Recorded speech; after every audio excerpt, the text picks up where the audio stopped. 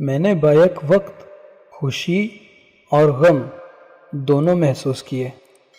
दोस्तों, बैक वक्त उर्दू के उन फिक्स्ड फ्रेजेस में से एक है जो कि हमारी रोज़मर्रा गुफ्तगू का अहम तरीन हिस्सा रहते हैं।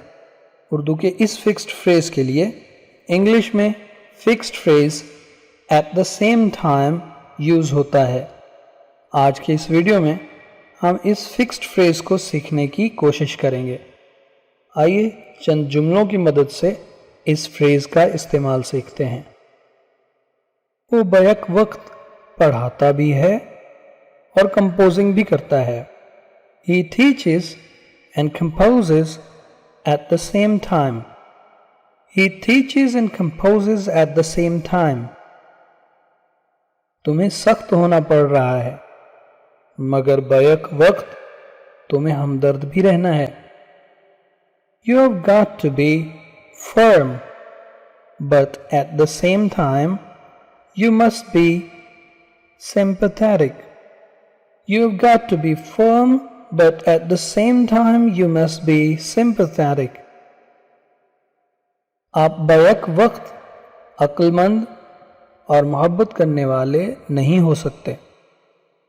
You can't be wise and in love at the same time. You can't be wise and in love at the same time.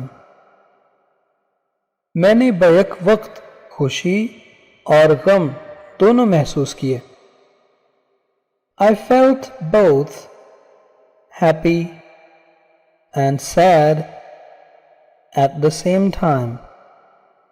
I felt both happy and sad at the same time.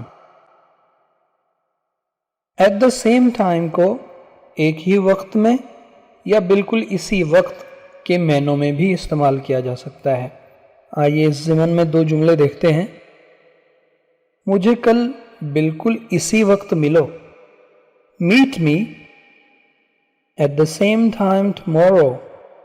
Meet me at the same time tomorrow. वो हर सुबह एक ही वक्त में उठती।